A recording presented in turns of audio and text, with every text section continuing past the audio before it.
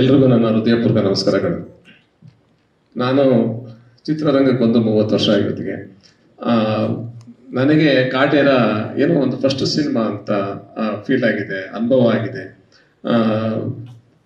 ಎಲ್ಲರೂ ನನಗೆ ಹೊಸ್ತು ಅನ್ಸುತ್ತಿದೆ. ಸಿಂಪಲ್ ಆಗಿ ಹೇಳ್ಬೇಕು ಅಂದ್ರೆ, ನಾನು ಚಿತ್ರರಂಗದಲ್ಲಿ ಒಬ್ಬ ಚಿಕ್ಕ ನಟ, ಚಿಕ್ಕ ನಿರ್ಮಾಪಕ.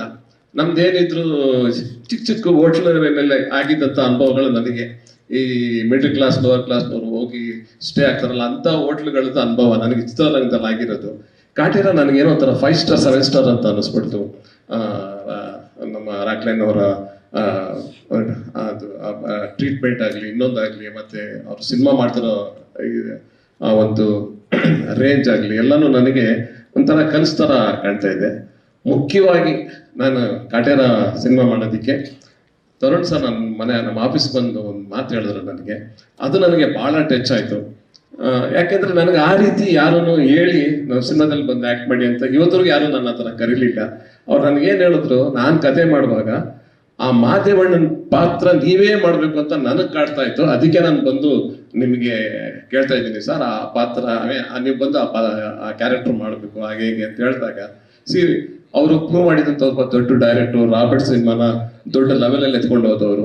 ಮತ್ತೆ ಕಾಟೇರನ ಅವರು ತುಂಬಾ ಟೈಮಿಂದ ಅದ್ರ ಮೇಲೆ ಕೆಲಸ ಮಾಡ್ತಾ ಇದ್ದಾರೆ. ಅವರು ಆ ತರ ಒಂದು ಸ್ಕ್ರಿಪ್ಟ್ ಕೆಲಸ ಮಾಡುವಾಗ ನನ್ನ ನೆನಪಿಸ್ಕೊಂಡ್ರಲ್ಲ, ಅದು ನಿಜವಲ್ಲ ನನಗೆ ಅದೊಂದು ಏನೋ ಹೊಸ ಫೀಲಿಂಗ್ ಕೊಡ್ತೀವಿ. ಯಾಕಂದ್ರೆ ನನಗೆ ಇಲ್ಲಿವರೆಗೂ ಇಂಡಸ್ಟ್ರಿಯಲ್ಲಿ 30 ವರ್ಷದಲ್ಲಿ ಯಾರೋ ಮಾತು ಹೇಳಿರ್ಲಿಲ್ಲ. ಸುಮ್ಮನೆ ಏನೋ ಲಾಸ್ಟ್ ಮಿನಿಟ್ ಅಲ್ಲಿ ನಾವು ಆಕ್ಯುಪೈ ಆಗ್ತಾ ಇದ್ವಿ ಆಕ್ಟರ್ ಆಗಿ. ಸರಿ, ಅವ್ರು ಹೇಳಿದಾಗ ನನಗೆ ಅದು ಒಂಥರ ಟಚ್ ಆಯಿತು. ನಾನು ಏನು ಮತ್ತೆ ನೆಕ್ಸ್ಟ್ ಮಾತಾಡಲಿಲ್ಲ. ಖಂಡಿತ ನಾನು ಮಾಡ್ತೀನಿ ಸರ್ ಅಂತೇಳಿ. ಆಮೇಲೆ ಬಂದು ನಾನು ಆ ಪಾತ್ರ ಮಾಡುವಾಗ ನಿಜವಾಗ್ಲೂ ಗೊತ್ತಾಯ್ತು ನನಗೆ ಆ ಪಾತ್ರದ ಡೆಪ್ತು. ಐ ಹೋಪ್ ನಾನು ಅವ್ರಿಗೆ ಇಷ್ಟ ಆಗೋ ಥರ ನಾನು ಆ ಪಾತ್ರ ಮಾಡಿದ್ದೀನಿ ಅಂತ ನಾನು ಅಂದ್ಕೊಳ್ತೀನಿ. ಇದು ನನಗಾಗಿದ್ದ ಒಂದು ಅನುಭವ. ಆಮೇಲೆ ನಾವು ಸಿನಿಮಾ ಮಾಡುವಾಗ ಯಾರಿಗಾನ ಬೇರೆಯವ್ರಿಗೆ ನಾವು ಹೇಳಿದಾಗ ಇದು ಸೂಪರ್ ಸ್ಟಾರ್ ದರ್ಶನ್ ಅವ್ರ ಸಿನಿಮಾ ಅಂದಾಗ ಎಲ್ರಿಗೂ ಶಾಕ್ ಆಗುತ್ತೆ, ಆಶ್ಚರ್ಯ ಆಗುತ್ತೆ. ಬಟ್ ನಾನು ಸಿಂಪಲ್ ಆಗಿ ಚಿಕ್ಕದಾಗಿ ಹೇಳಕ್ಕೆ ಇಷ್ಟಪಡ್ತೀನಿ. ಅವರು ಸೆಟ್ಟಿಗೆ ಬಂದಾಗ ನಾವೆಲ್ಲ ಸೂಪರ್ ಸ್ಟಾರ್ ಆಗ್ತೀವಿ, ಅವ್ರು ತುಂಬಾನೇ ಸಿಂಪಲ್ ಮ್ಯಾನರ್, ಸಿಂಪ್ಲಿಸಿಟಿ ಆಗಿರ್ತಾರೆ. ಅದು ನನಗೆ ಎಷ್ಟು ನನಗೆ ಅದು ಪ್ರೇರಣೆ ಆಗಿದೆ ಅಂದ್ರೆ, ನಾನು ಹೃದಯ ತಟ್ಟಿ ನೆನಪುಗಳು ತುಂಬಾ ಇದೆ. ಅದು ಈಗ ನಾನು ಈ ವೇದಿಕೆನಲ್ಲಿ ಅದನ್ನ ಹೇಳ್ಕೊಳಕ್ ಆಗಲ್ಲ. ಬಟ್ ಒಂದ್ ಹೇಳ್ತೀನಿ, ಅವ್ರ ಕೆಲವೊಂದೆಲ್ಲ ಇದೆ, ಅದು ನ್ಯಾಚುರಲ್, ರಿಯಲ್ ಇದೆ. ಅವರು ಬೇಕು ಅಂತ ಮಾಡೋದು ಇನ್ನೊಂದು ಮತ್ತೊಂದು ಅಂತಲ್ಲ.